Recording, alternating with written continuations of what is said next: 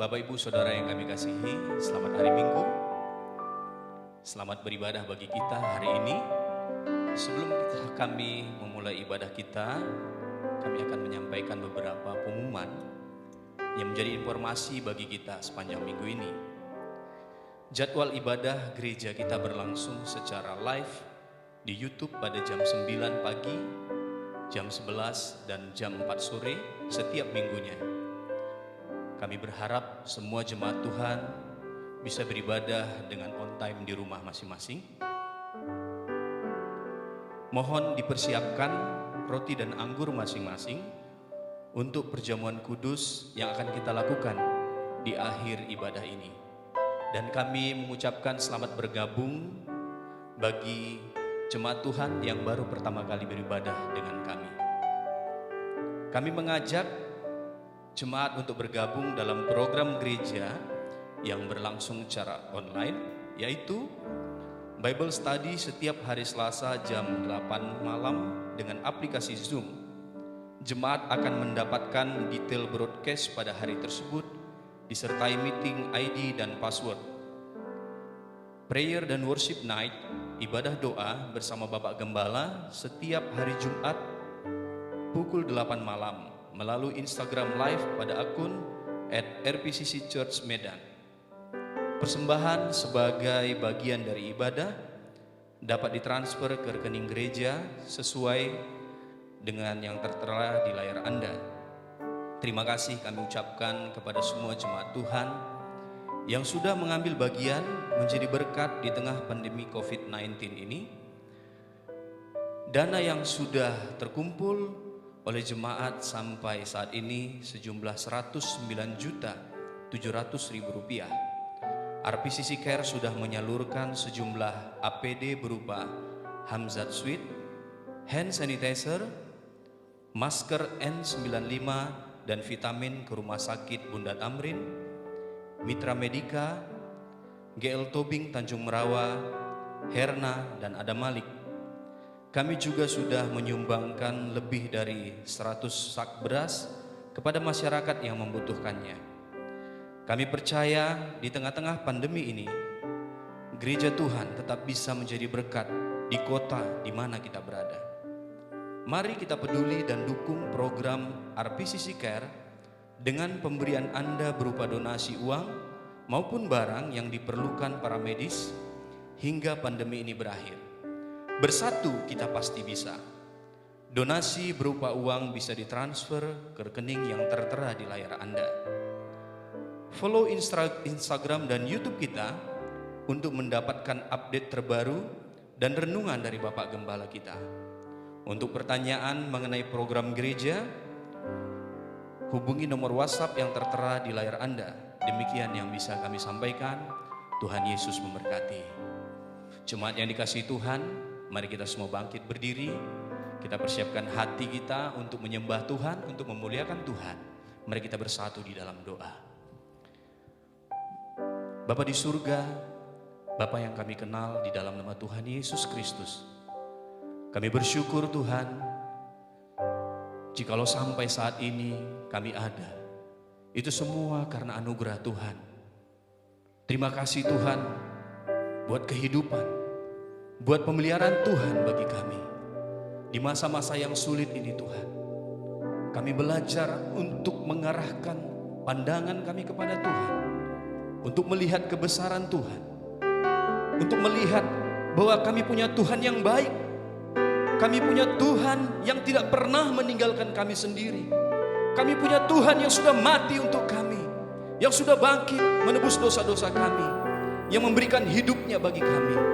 Oleh sebab itu Tuhan, kami tidak mau situasi dan kondisi ini menghancurkan pemikiran kami, menghancurkan hati dan perasaan kami. Tetapi kami mau melihat kepada Tuhan Yesus, Tuhan yang baik, Tuhan yang penuh kasih, Tuhan yang akan menolong kami melewati masa-masa yang sulit ini. Dan kami akan melihat perbuatan-Mu yang besar, perbuatan-Mu yang ajaib ya Tuhan.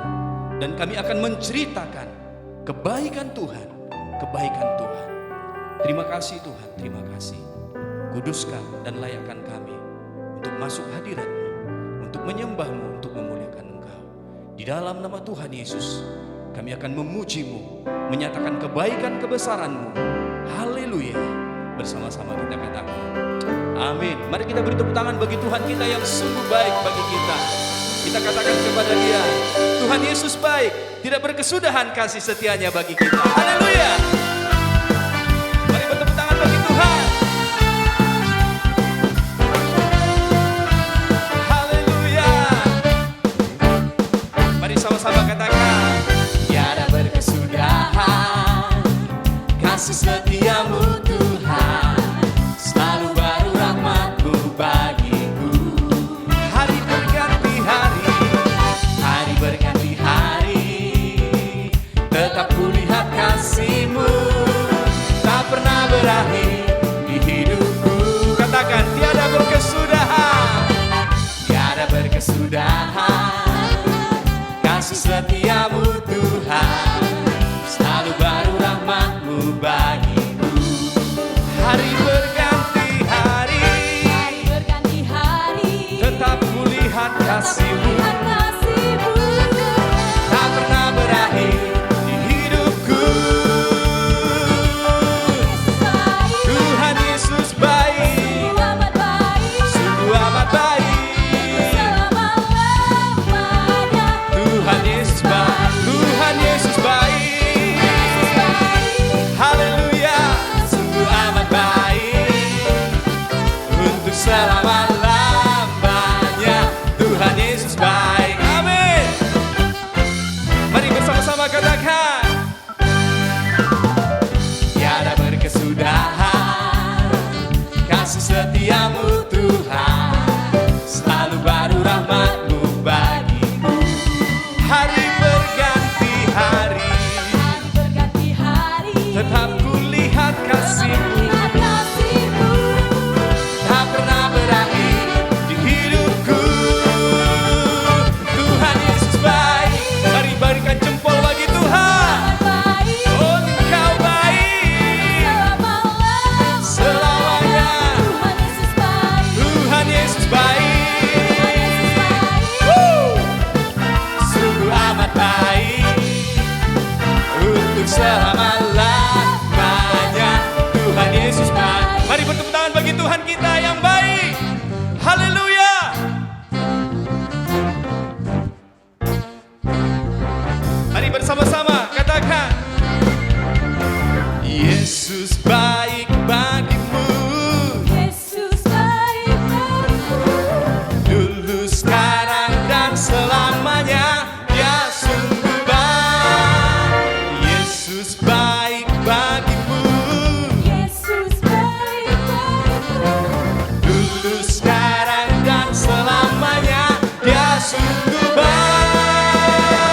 Tuhan Yesus baik, amin. Sungguh amat baik, untuk selamanya. Tuhan Yesus baik, sungguh baik, selamanya, dari selamanya sampai selamanya, untuk selamanya. Tuhan Yesus baik. Tepuk tangan bagi Tuhan yang baik. Haleluya, haleluya. Terima kasih Tuhan, Engkau selalu bersama dengan kami Tuhan. Haleluya. Silakan duduk jemaat yang dikasihi Tuhan. Haleluya. Kau tidak pernah meninggalkan kami Tuhan, dalam setiap musim hidup kami. Haleluya.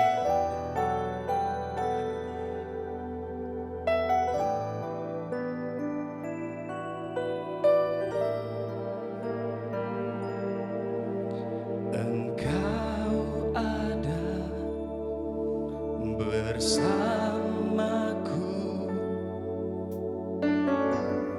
di setiap musim hidupku. Tak pernah kau biarkan ku sendiri.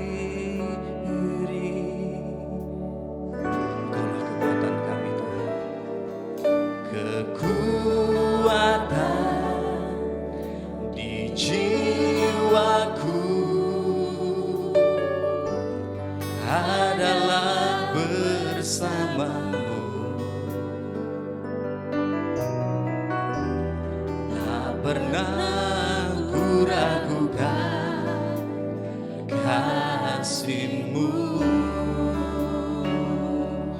Bersamamu Bapa,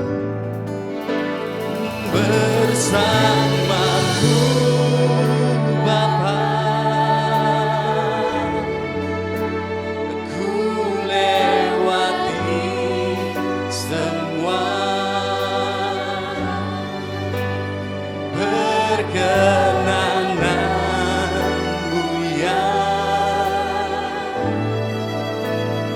teguhkan hatiku. Ku percaya Engkau yang bertindak, memberi pertolongan, anugerah-Mu besar melimpah bagiku.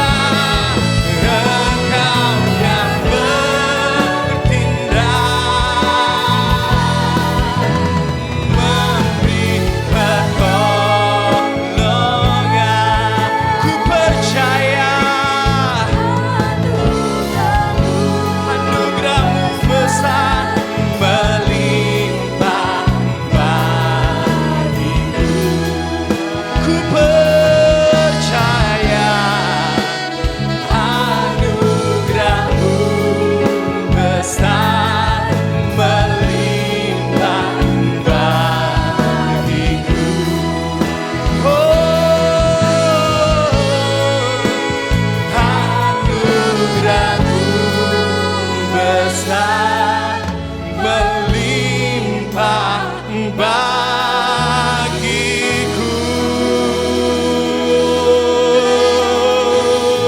Haleluya. Terima kasih Tuhan, Engkau selalu ada bersamaku. Tak pernah Kau tinggalkan dalam setiap musim hidupku. Oh, terima kasih Tuhan, kami menyembah-Mu, kami bawa hidup bagi-Mu. Oh Yesus, haleluya, haleluya. Kami sembah Kau Tuhan, haleluya. Oh, anugerah-Mu melimpah bagiku. Haleluya, haleluya,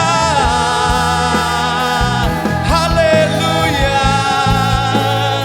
Oh Yesus, terima kasih Tuhan, terima kasih Tuhan. Oh, haleluya, haleluya, haleluya. Terima kasih Tuhan.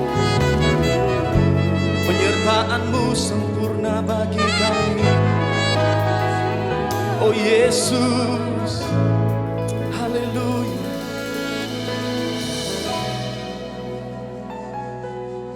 Penyertaan-Mu sempurna, rancangan-Mu penuh damai, aman dan sejahtera walau di tengah badai. Ingin ku selalu bersama, rasakan keindahan arti kehadiran-Mu Tuhan. Penyertaan-Mu,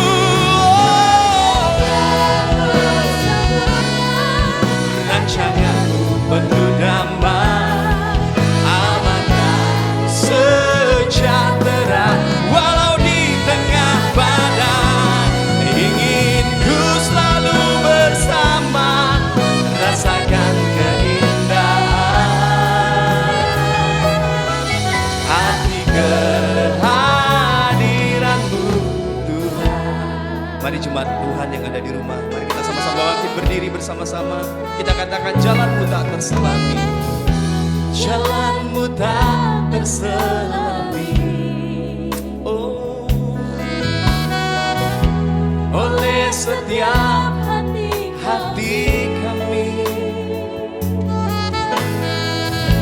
namun satu hal ku percaya, ada rencana-Mu yang indah.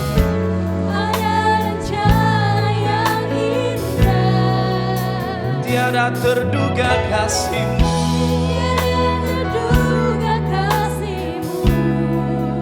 oh, heran dan besar bagiku arti kehadiran-Mu selalu nyata di dalam hidupku. Penyertaan-Mu sempurna, rancangan-Mu penuh damai, aman dan sejahtera walau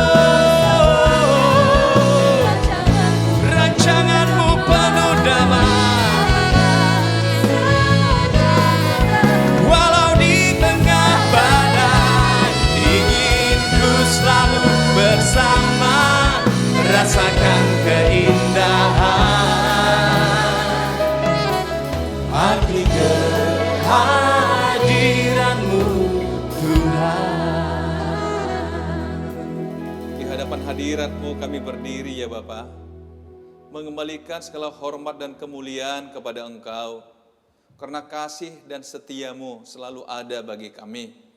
Terima kasih buat kesempatan datang beribadah kepada Tuhan, menyanyikan kidung pujian kepada Tuhan. Sempurnakanlah pujian dan penyembahan kami Bapa, sehingga hidup yang harum, yang berkenan dan menyenangkan hati-Mu. Bapa, kami juga mau dengar firman-Mu, yang akan mengajar kami untuk melihat diri kami sebagaimana Tuhan melihat kami. Kami sangat percaya dalam segala kondisi Tuhan ingin kami tetap hidup dan bergerak maju bersama dengan Tuhan. Itulah sebabnya Tuhan, kami mohon agar Tuhan memakai hamba-Mu hari ini, mengurapi hamba-Mu secara khusus untuk menyampaikan pikiran-Mu yang akan memberikan kekuatan bagi kami yang lemah, memberikan motivasi bagi setiap kami yang tidak berdaya ya Bapa. Terima kasih Tuhan, kami serahkan hati dan pikiran kami, bahkan kesempatan ini sepenuhnya kepadamu untuk diberkati oleh Tuhan. Dalam nama Tuhan Yesus, kami memohon, kami berdoa, haleluya. Sama-sama katakan, amin. Silahkan duduk jemaat Tuhan. Puji Tuhan, selamat hari Minggu, Ibu Bapak yang dikasihi Tuhan. Bahagia sekali bisa menyapa saudara hari ini dan beribadah bersama dengan saudara. Walaupun secara fisik kita berjauhan, tapi saya percaya secara rohani kita tetap satu dalam Tuhan. Ketika kita sama-sama memanggil nama Tuhan, maka kita disatukan di dalam hadirat Tuhan. Amin saudara. Hari ini adalah hari yang atau minggu yang kesekian, dan kita belum tahu sampai kapan kita harus beribadah dengan pola semacam ini. Tapi saya sangat percaya, sebagaimana saya katakan berkali-kali kepada saudara, ketika kita memanggil nama Tuhan di rumah kita sekalipun, maka karena sebuah kondisi, ini waktunya kita menghadirkan Tuhan dalam keluarga kita, menghadirkan Tuhan dalam rumah tangga kita. Saudara-saudara, saya ingin mengajak kita untuk melihat satu topik hari ini tentang Who am I?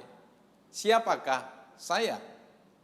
Sekaligus saya ingin katakan topik ini sengaja saya pilihkan untuk sebuah evaluasi diri. Untuk kita coba sama-sama mengenal siapa diri kita. Saudara, sering kita dengarkan orang mengatakan begini, seseorang itu baru ketahuan aslinya atau kualitasnya ketika dia dihadapkan pada sebuah pergumulan. Seseorang itu baru ketahuan siapa dia ketika dia punya masalah. Bagaimana dia merespon masalah, itulah dia. Itulah dia, itulah dia. Saudara-saudara, untuk menjawab topik ini, who am I? Siapakah saya? Atau kalau kita ingin menguji kompetensi kita, saya ingin kita coba lihat sebuah hierarki kebutuhan yang ditawarkan oleh Maslow, yang dikenal dengan teori Maslow. Saudara-saudara, hierarki ini kita mulai dari bawah. Yang pertama adalah kebutuhan fisik, yaitu masalah makan, minum, pakai. Atau sering kita tahu, kalau bicara makan, minum, pakai, ini masalah kebutuhan primer. Saudara-saudara, ini kebutuhan manusia. Nah, meningkat dari situ adalah rasa aman atau perlindungan. Saya coba mencermati saudara berbagai diskusi, berbagai perdebatan, berbagai konflik yang terjadi dalam kondisi seperti sekarang ini. Ketika orang merasa makan minumnya mulai terancam, maka dia mengabaikan rasa aman. Dia berani keluar dari rumah demi makan. Dia mengatakan begini, sebagian mengatakan di televisi kalau kita lihat, saya di rumah nggak makan juga mati. Kalau saya keluar, ya mungkin resikonya juga mati. Ya nggak apa-apa, karena saya tidak punya pilihan. Tetapi saudara, alasan orang mengabaikan rasa aman gara-gara apa? Kembali pada kebutuhan fisik. Masalah makan, masalah minum. Tetapi seandainya orang tidak ada masalah dengan makan dan minum, dia akan meningkat pada kebutuhan berikutnya. Itulah sebabnya Maslow mengatakan sebuah hierarki, yaitu rasa aman. Tentang perlindungan. Nah, meningkat dari situ lagi yang ketiga apa? Rasa dikasihi. Masalah penerimaan. Rasa disayang. Dia merasa ada orang yang menyayangi dia. Dia merasa ada orang yang peduli pada dia. Tapi apakah kebutuhan sampai di situ? Tidak. Meningkat kepada kebutuhan yang keempat, yaitu pengen dihargai, pengen dihormati. Dia akan merasa hidupnya berharga apabila dia dihormati. Apabila orang menganggap dia. Karena itulah saudara, coba saudara perhatikan. Semakin saudara punya sesuatu, baik itu materi ataupun jabatan, kebutuhan saudara akan penghargaan akan semakin tinggi. Sekali lagi saya katakan, ketika saudara mulai tercukupi atau meningkat, masalah ekonomi saudara, meningkat jabatan saudara, karir saudara, kebutuhan saudara untuk penghargaan akan lebih tinggi. Tanpa saudara sadari, saudara sudah mulai menuntut sebuah penghargaan yang saudara anggap itu sesuai dengan martabat yang saudara sudah miliki. Ketika itu saudara tidak dapatkan, apa yang terjadi saudara? Saudara akan tersinggung, saudara akan terganggu. Betul? Nah, kemudian saudara, kita masuk pada hierarki yang kelima, yang disebut dengan perwujudan diri, kehidupan yang selaras. Kehidupan yang selaras, perwujudan diri, kehidupan yang selaras. Saya bisa apa? Saya bisa buat apa? Akhirnya saudara sudah punya waktu untuk mencoba mengembangkan diri saudara, mencoba mengembangkan potensi hidup saudara. Oleh karena itu saudara, bertolak dari sinilah saya ingin mengajak saudara untuk melihat siapakah saya, who am I? Mari kita coba menguji kompetensi kita. Saya berangkat dari satu ayat di Alkitab dalam Efesus pasal 2 ayat 10. Perhatikan, karena kita ini buatan Allah, diciptakan dalam Kristus Yesus untuk melakukan pekerjaan baik yang dipersiapkan Allah sebelumnya. Saya ulangi. Karena kita ini buatan Allah, diciptakan dalam Kristus Yesus untuk melakukan pekerjaan baik yang dipersiapkan Allah sebelumnya. Allah mau, Tuhan mau supaya kita hidup di dalamnya. Di dalam mana? Di dalam pekerjaan baik yang dipersiapkan Allah sebelumnya. Saudara, sebenarnya ayat ini sudah sangat kita pahami. Saya pribadi pun barangkali sudah 2-3 kali saya sampaikan kepada jemaat untuk mendiskusikan ayat ini. Kenapa? Saya merasa ayat ini bagus sekali untuk kita jadikan sebagai sebuah evaluasi bagi diri kita. Untuk mengenal diri kita. Supaya kita tidak hidup percuma. Tidak ada waktu yang terbuang percuma. Perhatikan, ada 2 hal dalam ayat ini yang saudara harus lihat sebagai sebuah proses dalam hidup. Yang pertama, kita buatan Allah. Saya coba memahami ini buatan Allah. Ini bicara masalah kelahiran kita secara alamiah. Ketika kita hadir di dunia ini. Bahwa ketika kita hadir di dunia ini, Tuhan sudah punya pekerjaan baik bagi setiap kita. Kalau memang tidak ada tugas yang Tuhan peruntukkan bagi kita, Tuhan gak mungkin hadirkan saudara dan saya di dunia. Amin saudara. Jadi tolong disadari, ketika engkau hadir di dunia ini, engkau buatan Allah. Saudara mungkin bisa melihat, kadang-kadang orang mengatakan begini, bagaimana dengan mereka yang hadir tidak sempurna? Apakah mereka juga bisa dikatakan buatan Allah? Saya katakan iya. Kalau kita bicara secara medis, barangkali ada berbagai faktor yang membuat seorang lahir tidak sempurna. Tapi ketika dia diizinkan Tuhan hadir di dunia ini, Tuhan bertanggung jawab pada dia. Pasti Tuhan memperlengkapi dia dengan potensi hidup. Cuma sayangnya saudara lihat, Kalau ada orang tidak sempurna secara fisik, mohon maaf, seringkali dia merasa itu menjadi alasan bagi dia untuk tidak berbuat sesuatu. Tapi saya sangat kagum saudara, dengan beberapa kasus atau dengan beberapa peristiwa yang kita lihat. Saya suka salah satunya Kick Andy misalnya, yang berani mengangkat orang-orang dengan segala keterbatasan. Tapi bukan saja dia bisa hidup mandiri, tapi dia juga bisa menjadi berkat bagi orang banyak. Jadi tidak ada alasan untuk mengatakan saya keterbatasan saya, harusnya orang mengerti saya, harusnya orang memahami saya. Tetapi selama saudara tahu bahwa saudara buatan Allah, tidak ada yang kurang dalam hidupmu. Saya pernah saudara mungkin pernah lihat di YouTube atau dimanapun Nick Pujicik saudara. Ketika sekitar 15 tahun yang lalu saya kira dia datang ke Medan. Saya berkesempatan pelayanan bersama dengan dia, jadi saya jadi worship leader, dia jadi pengkhotbah. Saya masih ingat waktu itu di satu tempat, ketika dia mulai tampil di panggung, saudara tahu dia sampai di panggung itu dibopong. Karena apa? Dia nggak punya kaki, dua-dua sama sekali nggak punya, dan nggak punya tangan. Yang menarik bagi saya ketika dia pertama kali bicara, dia katakan begini, kalian kasihan sama saya?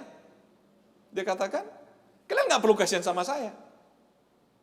Saya mengukur diri saya bukan berdasarkan kelengkapan secara fisik.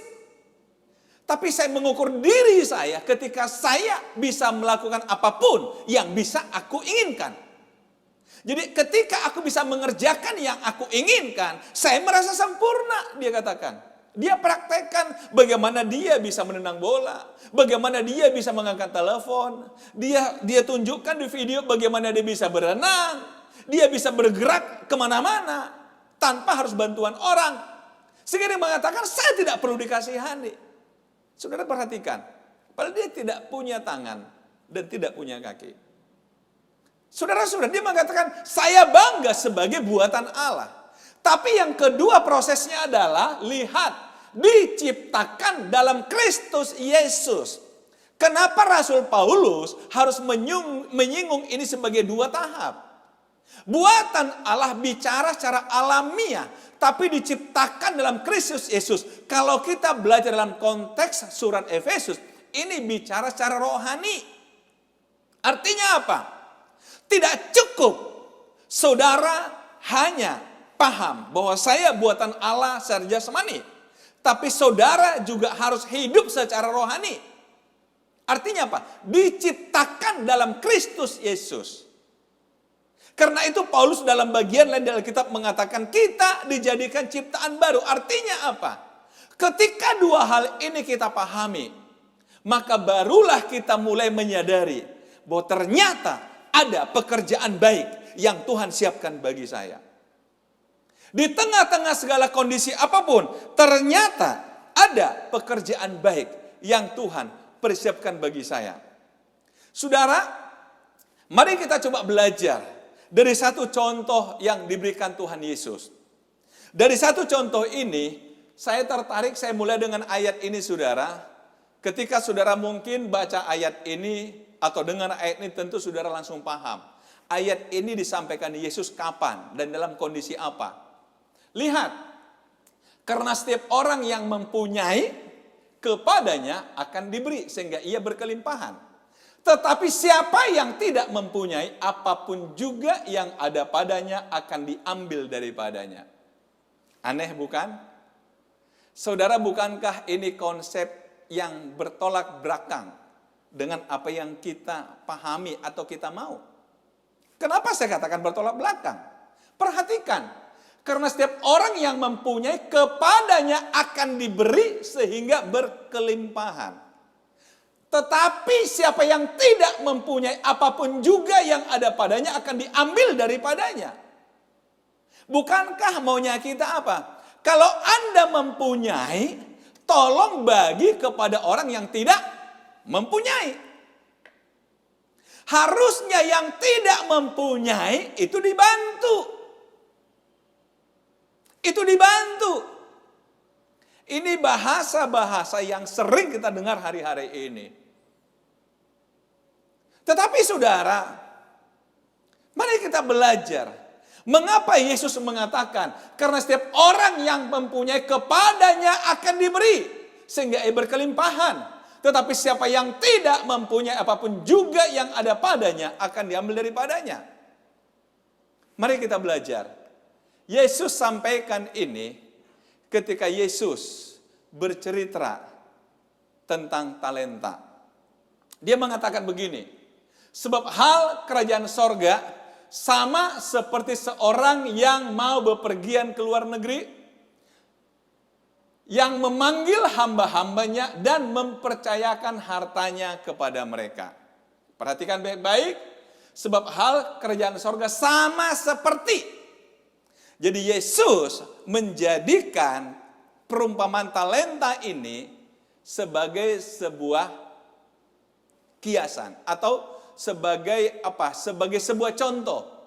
Saudara lihat ayat 15, yang seorang diberikan 5 talenta, yang seorang lagi 2, dan yang seorang lain lagi 1. Perhatikan, masing-masing menurut kesanggupannya. Tolong garis bawahi, masing-masing menurut kesanggupannya. Ada 5, ada 2, ada 1. Saudara, seandainya ada pembagian seperti ini, pasti orang ribut. Kenapa dia 5? Kenapa dia 2? Kenapa saya cuma 1? Seandainya sudah dapat 5, barangkali sudah akan mengatakan, wah, terima kasih Pak, saya dapat 5. Tanpa peduli, sekalipun orang dapat 2 dan 1. Tapi ketika saudara dapat 1, pasti saudara akan protes. Atau bahasa yang paling lazim kita dengar, kok pilih kasih? Kayaknya tidak adil. Pembagian tidak merata. Kenapa dia 5? Kenapa dia yang sana 2? Kenapa saya cuma 1? Tapi tolong perhatikan. Si empunya harta ini, dia kenal siapa hamba-hambanya. Dia kenal kesanggupan hamba-hambanya. Dia berani mempercayakan 5 pada seseorang karena dia tahu orang ini mampu mengerjakan 5. Mampu mengelola 5. Mampu mengembangkan yang 5. Yang 1 dia berikan 2 karena dia tahu orang ini juga mampu tapi hanya sebatas 2. Sementara yang 1 dia katakan, kamu saya kasih 1. Karena kemampuanmu cukup 1. Bahkan sebenarnya kalau kita lihat akhir dari cerita ini, yang 1 ini pun sebenarnya menurut saya tidak punya kemampuan, 1 pun gak mampu dia. Tetapi kita lihat, si yang empunya harta, dia memberi kesempatan bagi orang ini. Nah, kau coba dengan 1 ini. Saudara, coba dari sisi ini, kita coba lihat diri kita. Tadi saya katakan menguji kompetensi, who am I? Seandainya kita bicara, atau seandainya kita bercermin dengan ini, saudara layaknya dikasih berapa? Yang 5, yang 2, atau yang 1? Saya ingin kembali pada saudara, kira-kira, seandainya saudara boleh memilih, yang 1 dikasihkan 5 talenta, yang 1 2, yang 1 1. Saudara kira-kira berani ambil berapa? Saudara katakan, wah saya yang tengah aja. Pasti saudara, pasti mungkin memilih yang tengah. Kenapa? Makanya istilah mediocre, orang-orang yang menengah. Ke atas nggak berani, ke bawah malu.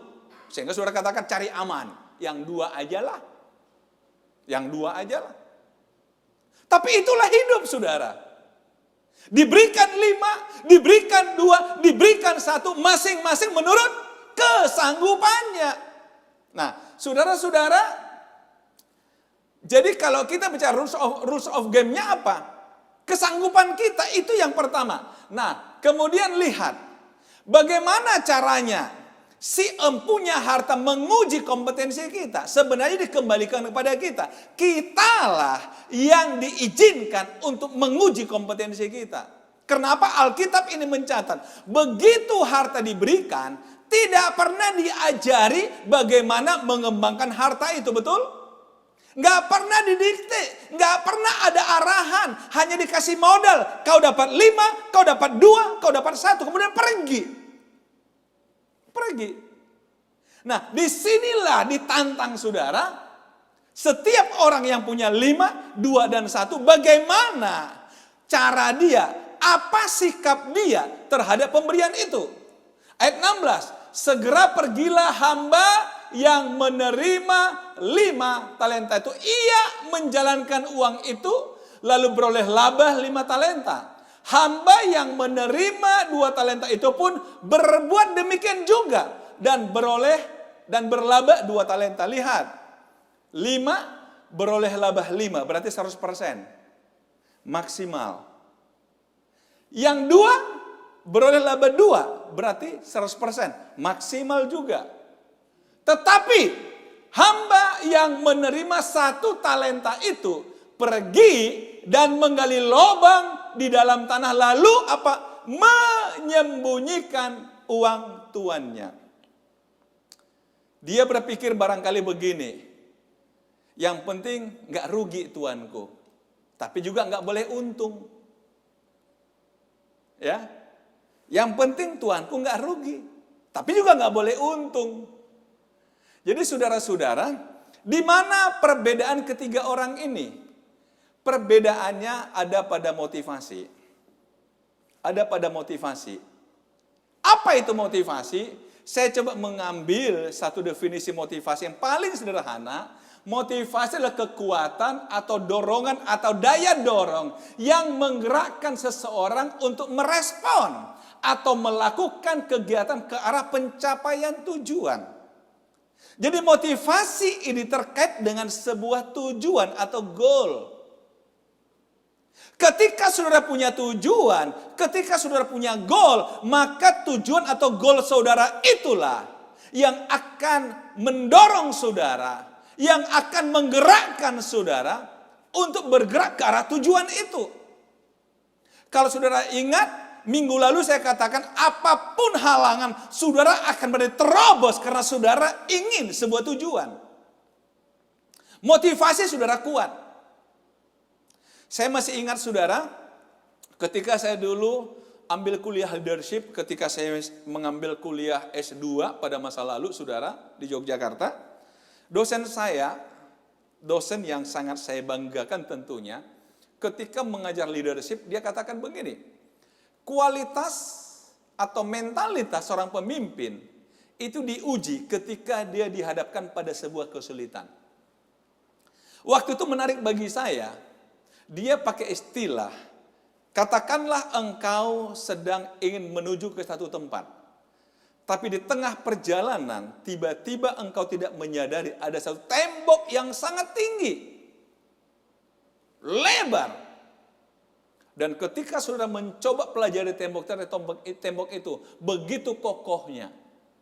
Nah, apa yang akan Anda lakukan? Sementara saudara awalnya udah mengatakan, saya akan sampai pada tujuan saya. Tapi begitu ada tembok, apa saudara lakukan? Dia katakan, kebanyakan kita pasti berkata, ya sudah, berarti bukan kehendak Tuhan. Dan saudara mundur.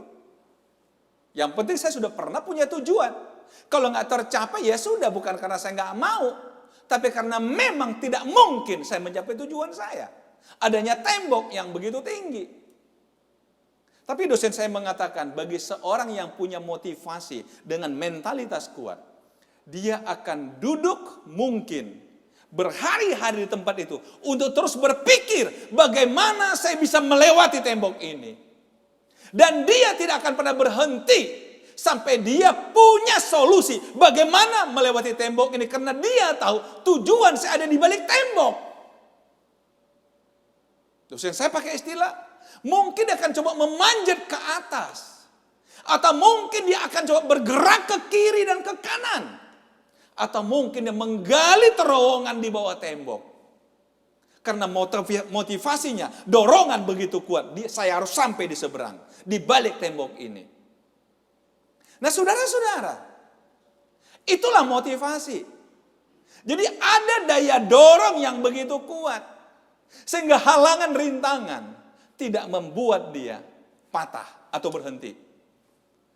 Kemudian saudara, kita juga tahu bahwa faktor-faktor yang mempengaruhi motivasi secara internal apa? Persepsi kita pada diri kita, tentang diri kita. Saya punya kemampuan atau tidak? Saya punya kompetensi atau tidak? Saya punya kapasitas atau tidak? Kalau saudara memang merasa, wah saya nggak bisa apa-apa, siapalah aku ini, saudara akan berhenti. Itu faktor internal. Persepsi saudara pada diri saudara, dan persepsi saudara pada tantangan yang kau sedang hadapi. Yang kedua, prestasi. Artinya apa? Saudara pernah di masa lalu punya prestasi. Sehingga saudara ingat, dulu saya pernah melakukan hal ini. Sekarang pasti saya bisa. Saya pernah punya prestasi. Yang ketiga, saya punya harapan. Jadi jangan sampai saudara masalah itu memupus harapan saudara. Jangan sampai saudara kehilangan harapan. Yang keempat, adanya sebuah kebutuhan. Karena saudara memang butuh. Saudara butuh. Kalau kaitkan kepada talenta tadi saudara, yang punya 5 dan yang punya 2, pasti mereka punya hal ini. Mereka punya persepsi positif pada dirinya, punya persepsi positif pada majikannya. Mereka ingin berprestasi sebagaimana pada masa lalu mereka pernah berprestasi. Mereka punya harapan untuk mengembangkan talenta yang 5 jadi 10, yang 2 jadi 4. Dan mereka punya kebutuhan, itu kebutuhan untuk berhasil. Dan yang terakhir, mereka ingin puas. Saudara-saudara, di rumah kami ada tukang perabot. Saya memanfaatkan kayu-kayu, sisa-sisa bangunan untuk buat beberapa perabot, meja, kursi, dan sebagainya. Nah, dalam masa COVID-19 ini, saudara, saya kan harus stay at home. Tapi kan di rumah aja kan bosan. Jadi saya suka keluar rumah, nemani dia sekedar ngobrol. Saya lihat bagaimana dia mengerjakan kayu. Udah 1 bulan lebih, hampir 2 bulan dia sudah kerja, saudara. Saya lihat bagaimana dia begitu bersemangat, sambil tersenyum, sambil sukacita, Bapak ini mengerjakan segalanya. Terus saya tanya dia, Pak, Bapak nggak rasa lelah ya, nggak rasa bosan mengerjakan ini? Yang ngetam lah, yang menggergaji lah. Dia bilang, oh enggak Pak, Mahatma enggak Pak. Dia bilang apa? Karena saya tidak sabar melihat hasil kerja saya. Sehingga dia katakan apa? Saya nggak sabar melihat kira-kira begitu selesai kerja itu saya puas. Nah itu membuat saya nggak pernah bosan. Saya sudah kerja perabot dari tahun 70-an. Bayangin saudara. Mungkin sebagian Anda belum lahir. Tapi dia sudah main perabot sejak tahun 70-an. Bayangin. Jadi sampai sekarang berarti hampir 50 tahun dia sudah main perabot. Nggak bosan-bosan saudara. Karena apa? Ada kepuasan. Mengapa kita nggak bosan mengerjakan sesuatu? Karena ada kepuasan di sana, betul? Nggak bosan, saudara. Ada kepuasan. Nah, motivasi ini, faktor internal itu, ada kepuasan. Sehingga saudara tidak merasa lelah, nggak merasa letih. Nah, faktor eksternal itu apa? Jenis pekerjaan. Kalau tadi katakan masing-masing sesuai dengan kesanggupannya, berarti si majikan ini pasti tahu, ini cocok bagi kamu. Ambillah jenis pekerjaan yang memang sesuai dengan karakter saudara. Yang memang sesuai dengan kompetensi saudara. Yang kedua, adanya lingkungan kerja, rekan kerja. Ada lingkungan sekitar. Dan yang ketiga, adanya imbalan. Saudara tahu bahwa ketika saya lakukan ini, saya akan dapat sesuatu. Saudara nggak boleh mengatakan, saya cuma mengerjakan sesuatu, saya nggak perlu mau dapat, mau nggak. Oh, saya pikir dalam kondisi sekarang, saudara harus buat sesuatu yang dapat sesuatu. Amin, saudara? Amin, saudara? Oleh sebab itu, saudara, mari. Ini faktor-faktor. Nah, kemudian apa lagi? Setelah motivasinya begitu kuat, maka daya kreativitas kita akan lahir, akan timbul. Apa itu kreatif, saudara? Kreativitas? Saudara-saudara lihat. Kemampuan untuk menciptakan atau menghasilkan sesuatu yang baru dan asli. Artinya apa? Saudara bisa menciptakan sesuatu yang baru yang tidak menciplak orang lain. Asli, milik sendiri. Yang sebelumnya belum dikenal untuk memecahkan masalah yang baru, masalah baru yang dihadapi. Saudara, COVID-19 kan belum pernah terjadi, saudara. Dan sekarang kita dihadapkan pada kondisi ini.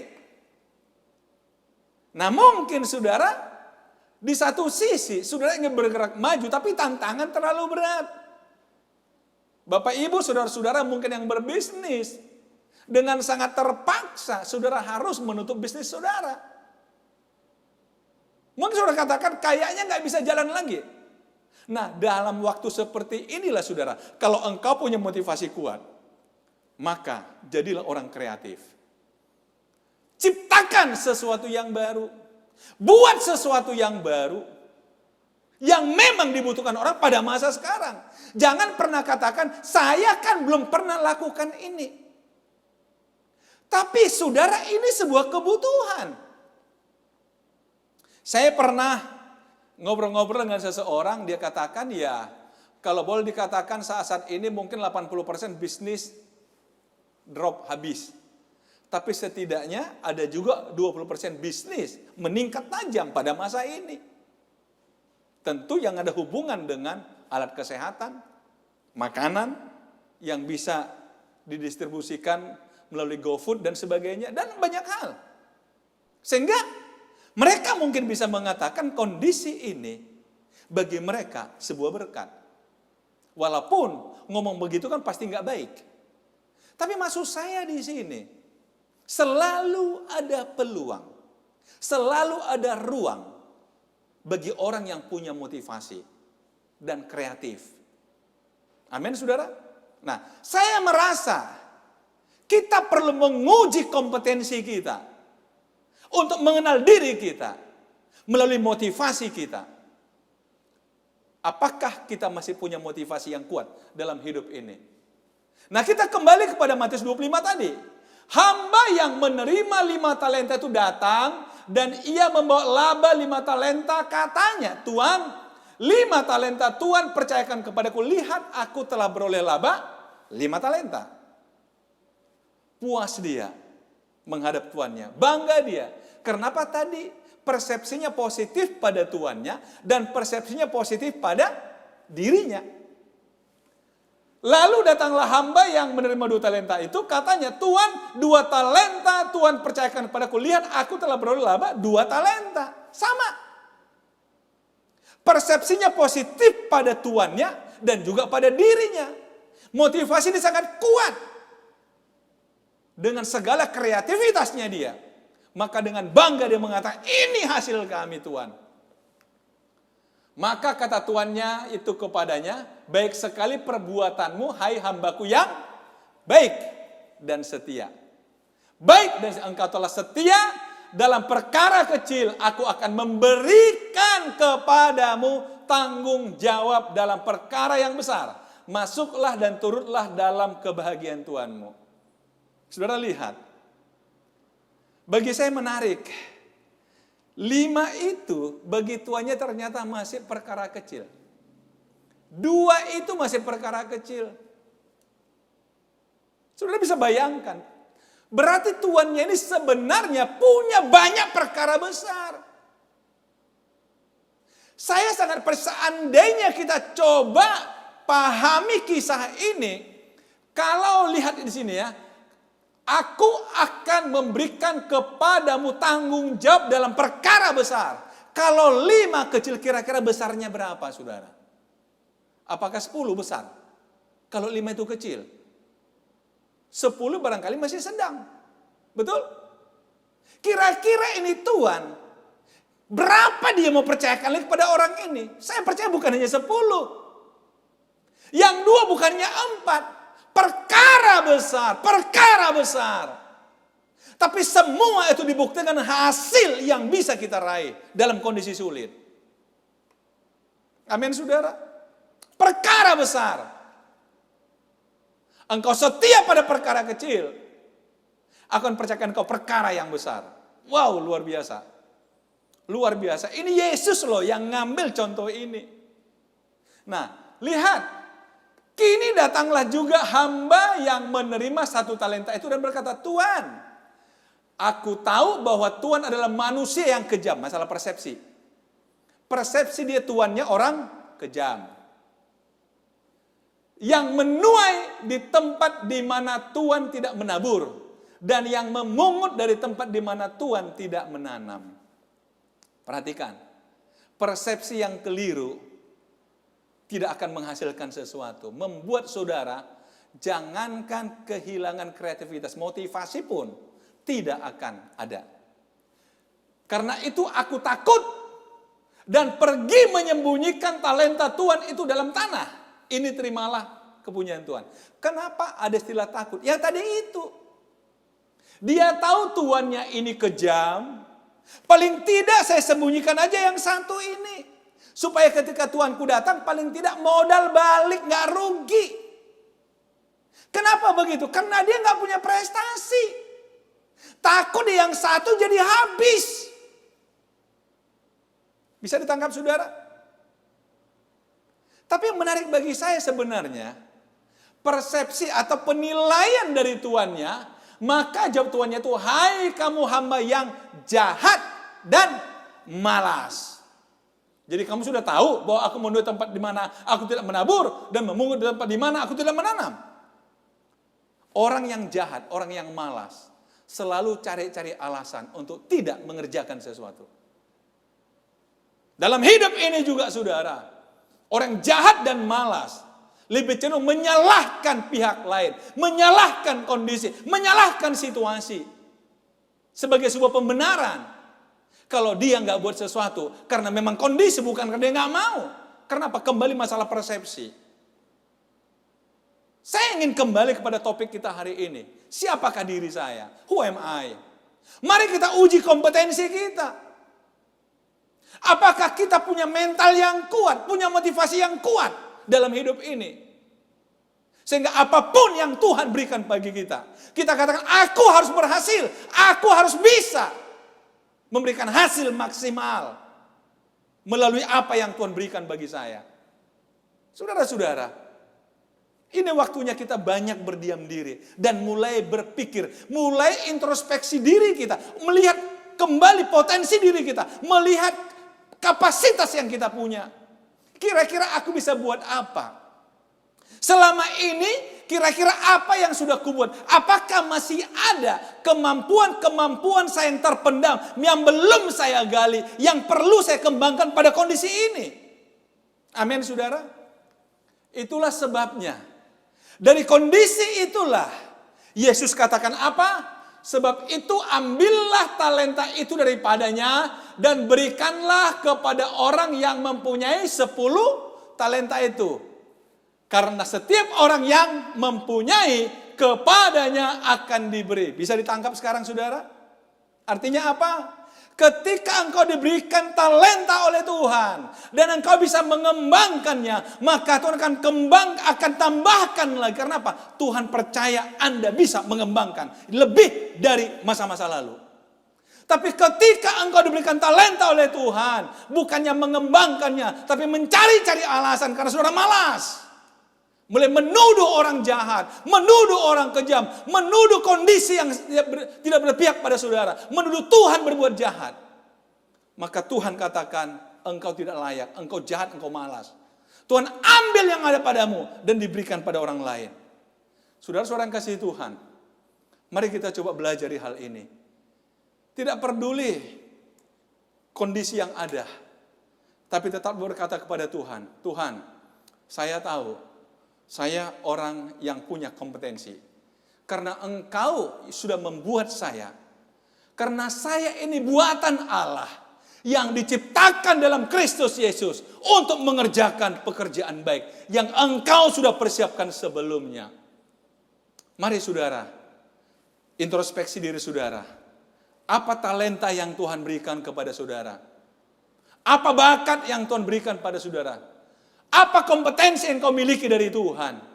Dan bagaimana kau bertanggung jawab dengan semuanya itu? Amin saudara. Miliki motivasi yang positif pada hidupmu. Miliki persepsi yang positif pada hidupmu. Kepada Tuhan dan kepada kondisi yang ada.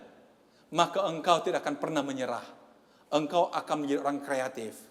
Menang menghadapi segala tantangan. Saya kembalikan pada saudara untuk bertanya. Who am I? Who are you? Siapakah engkau? Siapakah saya? Siapakah saya hari ini? Amin saudara. Tuhan Yesus memberkati saudara.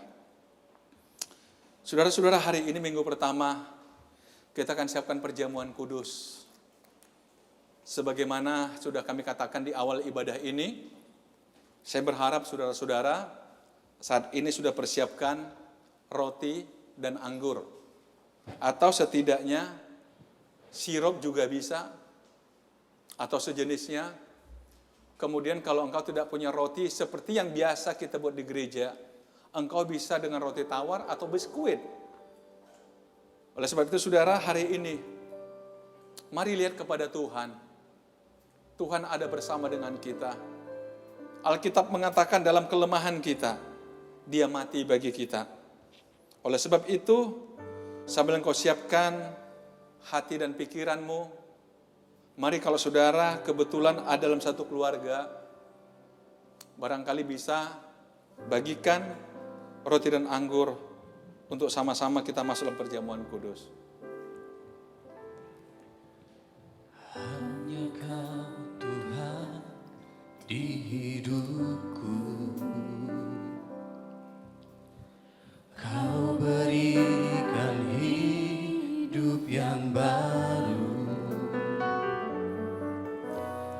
Darah-Mu menyucikan, pulihkan hatiku.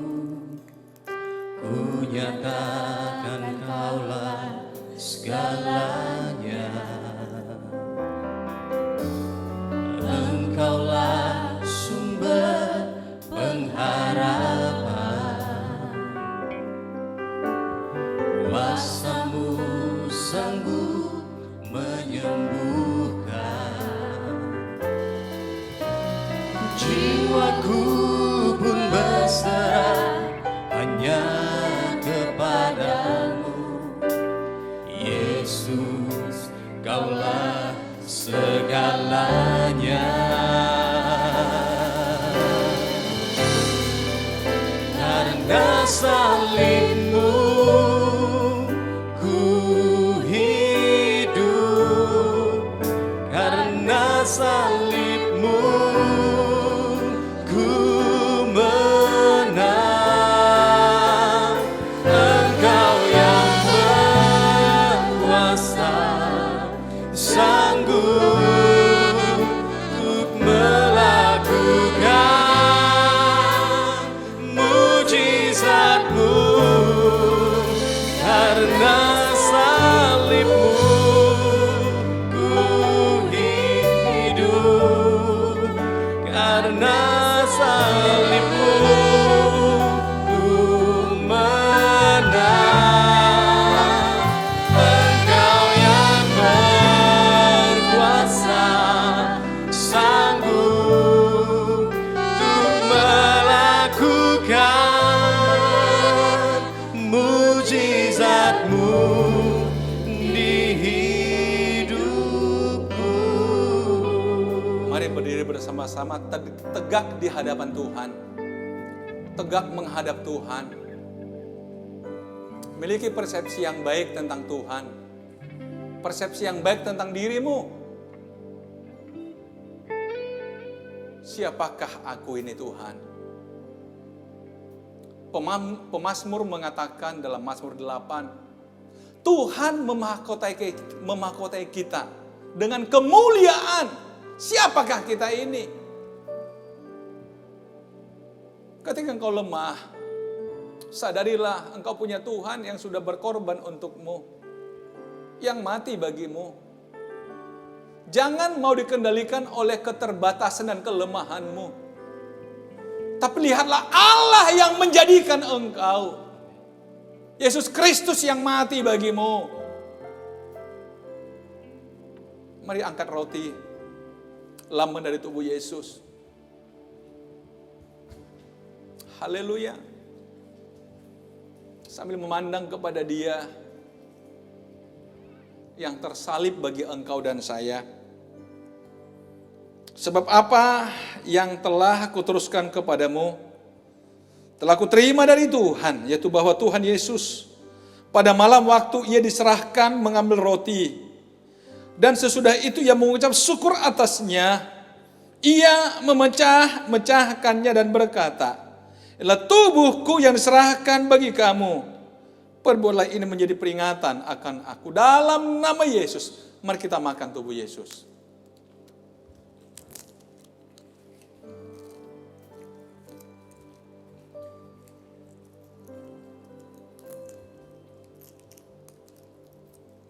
Mari angkat cawan.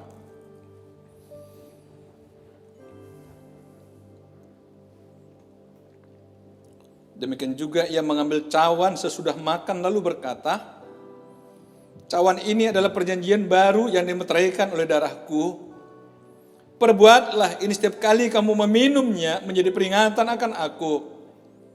Sebab setiap kali kamu makan roti ini dan minum cawan ini, kamu memberitakan kematian Tuhan sampai ia datang. Dalam nama Yesus mari kita minum.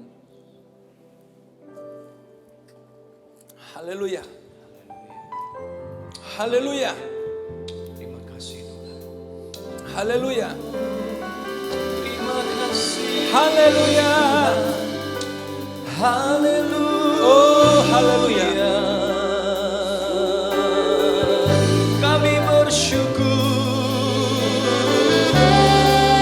Haleluya. Oh Yesus, Engkau baik. Oh, haleluya.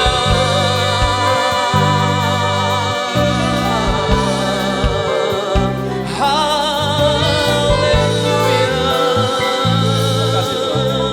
Terima kasih Tuhan. Haleluya. Terima kasih Bapak, terima kasih ya Tuhan. Kami tidak boleh lemah. Kami tidak boleh kalah. Karena kami buatan Tuhan yang diciptakan dalam Kristus Yesus. Tuhan punya kehendak bagi kami. Berkatilah jemaat-Mu Tuhan. Berkati kami hari ini. Kami berdoa, jagai, lindungi jemaat-Mu. Berkati jemaat-Mu ya Bapa. Sisi rumah kami, keluarga kami, semua dijaga, dilindungi oleh Tuhan. Pekerjaan dan usaha kami juga diberkati oleh Tuhan. Bapak berdoa khusus bagi mereka yang sedang sakit.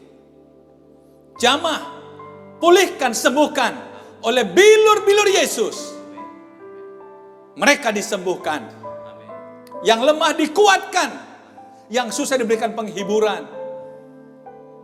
Yang khawatir diberikan keberanian dari Tuhan. Kami akan melangkah bersama dengan Tuhan. Berjalan dengan kekuatan Tuhan. Kami berdoa juga untuk bangsa negara kami Indonesia. Berkati bangsa dan negeri ini. Lepaskan dari pandemi yang sedang terjadi. Hikmat Tuhan menyertai para pemimpin kami. Sehingga mereka tahu membawa kami keluar dari kondisi ini Bapak. Berkati dan jaga lindungi kota kami, kota Medan. Kota di mana kami berdiam. Biarlah sejahtera ada di kota ini Bapak. Terima kasih Bapak, terima kasih ya Tuhan. Sebentar kami akhiri ibadah ini. Tapi kami sangat percaya Tuhan akan tetap bersama dengan kami. Dimanapun kami berada. Kami akhiri ibadah minggu ini. Dengan penuh sukacita. Dan penuh syukur kepada Bapa. Dalam nama Tuhan Yesus Kristus. Haleluya. Jemaat Tuhan, mari buka hatimu. Arahkanlah kepada Tuhan. Dan terimalah berkat Tuhan. Kiranya Tuhan memberkati engkau berlimpah-limpah. Kiranya Tuhan memperluas wilayahmu. Dan tangan Tuhan yang kuat melepaskan engkau dari segala yang jahat.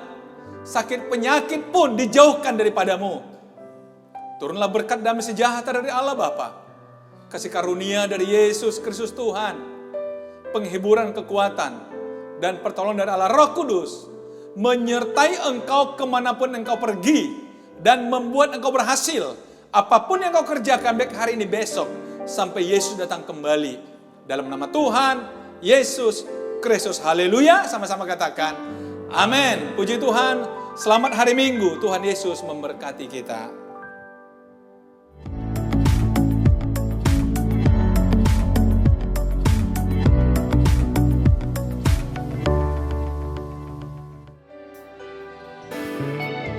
Engkau ada bersamaku.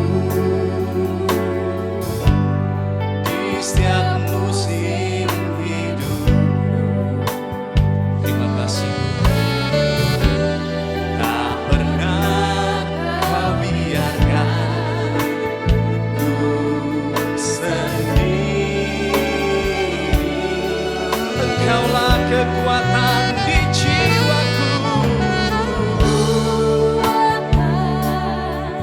di jiwaku adalah bersamamu. Tak pernah ku ragukan kasih-Mu bersama.